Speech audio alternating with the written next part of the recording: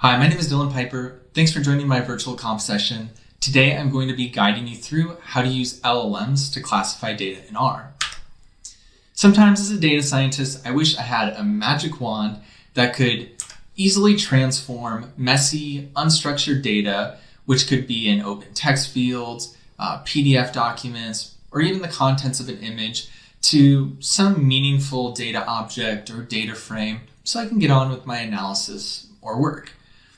If you buy into the hype of LLMs, that's what they offer, an accessible, low-cost way to process thousands of texts, documents, and images, and one model can pretty much do any task you ask it.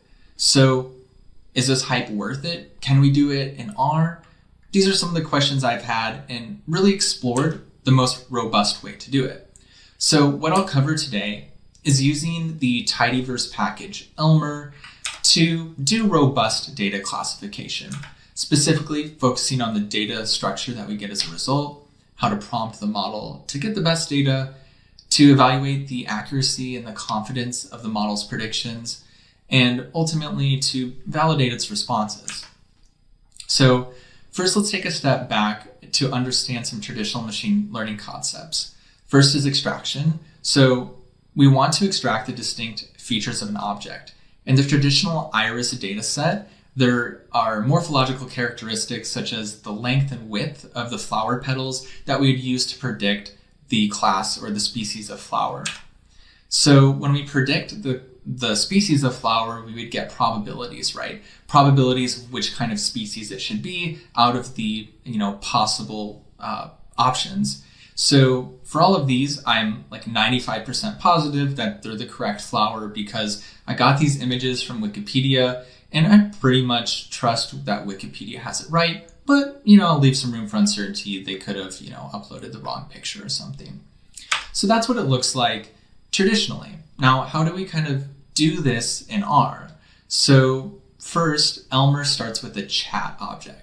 And I won't show how to set up the API key or choose a model. You can learn how to do that in the GitHub repo for this talk, but you need to set up the chat. And then the most important thing is you need to define the type object, which consists of different properties here, the genus, the species, the features I want. And I'm just asking the LLM for string data. And without any further prompting other than it should focus on the morphology, it provides the structured data after I use chat structured and provide the path to the file and the type object. You get this list of the predictions, which is correct. It's an iris versicolor and some of the features that it extracted. Now, this isn't quite the traditional machine learning probability structure that I showed you. So let's see how it does that. So we're going to define a little bit more complicated type object using type enum for enumerated, so it can choose between these three different categories of species, and the type number, so it can provide a probability that the iris is that species. And we can see that it correctly guesses this iris flower again, and it has a pretty high probability of prediction. Now, can we extend this to different species of iris flower? Sadly, the answer is no. It actually predicted all three iris flowers as versicolor, so only one of them was correct. Now, this may be unfortunate if you're trying to classify iris flowers, but we're not necessarily. We're just understanding the limits of the LLM. So here we take a step back and we ask it to do something a little bit more simple, which is classify an iris or a rose flower. And so here, if we give it the options, we provide it with the two images, which I should mention, I didn't in the previous slide, but this chat function called parallel chat structured allows you to provide a list of prompts to process multiple at the same time and get a data frame. So here it'll process both these images and makes the correct classification. So now we kind of know the limitations. And this is what I think is really important. As you can see here, I didn't use much prompting. I think less is more. You should focus on a clear data structure and the limitations of your task. Some of this is backed up by a recent evaluation Simon did for his blog, and he was creating an application to use LLMs to create tidy model predictions. And he found that providing it with paragraphs and paragraphs of context actually hurt performance. So I think you should only add context when it's really needed, such as when you want the model to handle edge cases or focus on something particular. Like if there's multiple categories that fit, you should tell it how to prioritize which category you'd want to pick in that scenario. Or for example, when I had it extract the features to tell it what to focus on. So things like that, you can sort of guide it, but you don't want to provide too much context. So let's focus on a real world example with a lot more data. So here we're going to look at disease symptoms and trying to diagnose the disease based on the text description, like you see here in the example of psoriasis. So what we'll do is we'll read this data set, which is free open source from Kaggle. It has all of the correct classifications that it should be, so we can compare the accuracy. And what we're going to do is we're going to define the type, we're going to get the diagnosis of the 24 possible, and we also are going to ask it how certain it is of its response. So it could be interesting and a signal of the model's ability to predict. So we ask it to err on the side of caution, provide the score of uncertainty. So to get the data, we run it through parallel chat structured again, changing to the OpenAI chat GPT-5 model. Going to pass it the list, the prompts, all of the text descriptions as a list, and I'm going to ask it to return the cost as well. So I'm going to ask for, or look at a few data points here. I'm going to look at the accuracy compared to the true label. I'm going to get the confidence from that uncertainty score and the cost.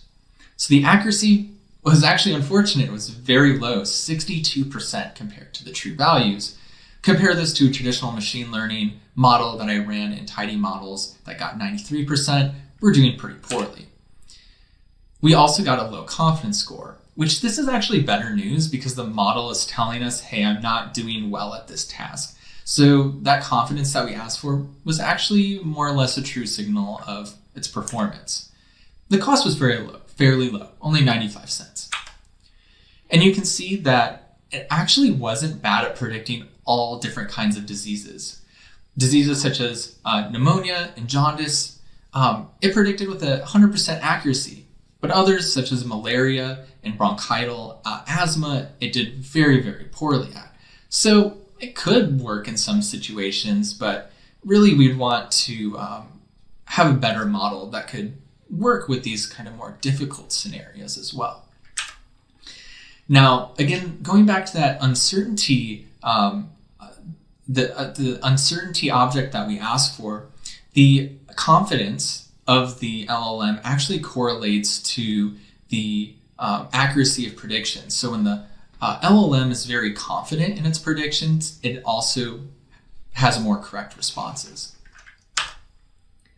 So let's switch again to a new example, and one that's a little bit different than the health diagnosis because we don't have the true diagnosis. We don't have the true classification.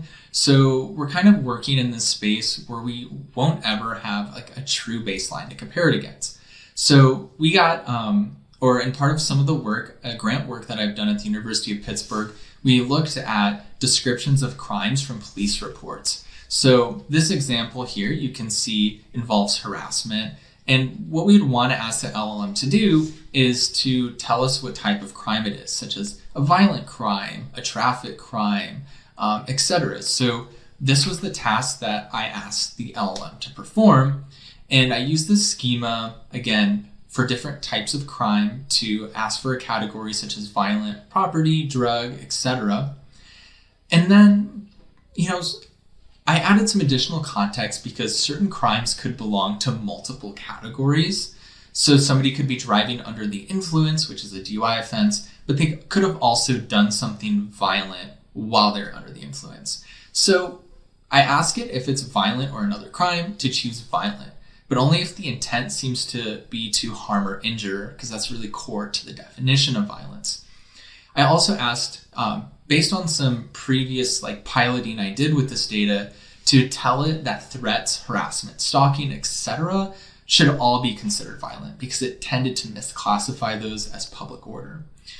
And then I ask again for a score of uncertainty. So I process all of the data, again, using the parallel chat structured function. And one of the cool things I did, like I said, there was no true baseline for this data, but there is an existing machine learning tool that uses a ton of data that's trained on hundreds of thousands of data to be able to classify crime descriptions into those categories. And it agreed with that model about 81%. So we're hitting a lot better target, I think, in this case, even though both sources, both the LLM and traditional ML tool could have errors. It was also 81% certain. Again, the uncertainty score seems to be a fairly good signal of how well it's doing. And the cost was, again, very low, under $1. So what's really cool is when we have this data from the LLM and from another machine learning tool is we can see where they disagree and where they might be misclassifying. So here in this example of animal cruelty, the LLM was classifying it as violent, which I believe to be true, whereas the traditional machine learning tool classified it as public order, which I don't think that's necessarily the case. Again, if you looked at the certainty score for all of these, they're very high, and that high certainty does not mean a correct classification. So sometimes it's a signal, but it's not a signal for everything. So sometimes this disagreement can also really help. Now, if we looked at the certainty of the traditional machine learning model and the LLM, they don't correlate very well, and they're uncertain about different descriptions. So really, I think this speaks to the internal mechanisms of the models. They operate very differently and make decisions very differently. So I think we can use LLMs in tandem with traditional machine learning development and production models to help our workflows. So I think we can, for example, when developing a traditional machine learning model, we can use the LLM to classify data initially, a human to review and correct that data, and then traditional machine learning algorithms to train a model, which is really nice because those models will typically be free to use. And in production, we can add a step at the beginning to use our machine learning, current existing one, machine learning model to classify the data. And then like the crimes example that I showed, also use an LLM to classify the data. And then we would compare them for disagreement and different levels of certainty to have the human compare and review those responses and then, fill it in with the correct decision that they end up making. And then we can retrain the machine learning model so that it's better. So what's the catch? Frontier models are a black box.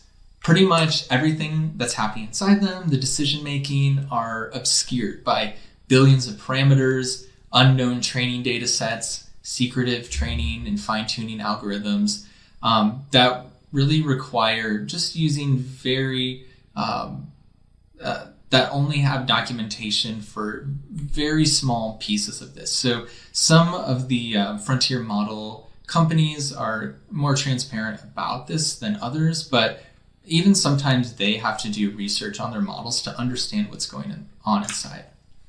And on the other hand, local open source models tend to perform poorly, so it's best to be really careful or even avoid using them altogether. Last, LLMs are not deterministic, so they're not always consistent or reliable. And here's an example. If we ask an LLM, in this case ChatGPT-5, to tell us a joke, it gives us in the first run, why don't scientists trust atoms? Because they make up everything. And then in the second run, they give us a different joke, or the model provides a different joke, which is, why did the scarecrow win an award? Because he was outstanding in his field. And so basically, we provide the same input and get a different output. And this tends to happen more when we give it a general prompt like this, and it becomes less frequent, I think, when we ask it, for example, for structured data. We provide a little bit more prompting around it. But what it means is that we won't always get the same answer, and we really need to validate and look at our responses and understand that they could change even from one run to another. So what do I think I can take away from this exploration of using LLMs to classify data, I think we can learn that they are very accessible. And I think this is where the hype is true in some ways. It makes it so accessible to do unstructured data analysis, to get your feet wet, to explore. And that's, I think, a really cool thing about them. We want to use actually minimal prompting that focuses on the data structure and the task boundaries or limitations. So when we start to break down the hype, that means we have to be really careful about what data we're asking for and how well it's performing on the tasks that we're asking it to do. A few ways we can do this is we can operationalize uncertainty scores for human review to evaluate the LLM output, and also use existing machine learning tools to compare to the LLM's responses. And in tandem, we can use LLMs with existing ML tools. And I think really they should be supporting them. Like, they shouldn't replace traditional ML. But I think there can either be a good starting place or another tool to use in our existing methodologies and workflows. So thank you for listening to my talk. It was such a pleasure to be able to do this for you. If you want to reach out to me, you can over email or Blue Sky. You can check out the repository for this talk, and I'll be happy to stick around to discuss LLMs.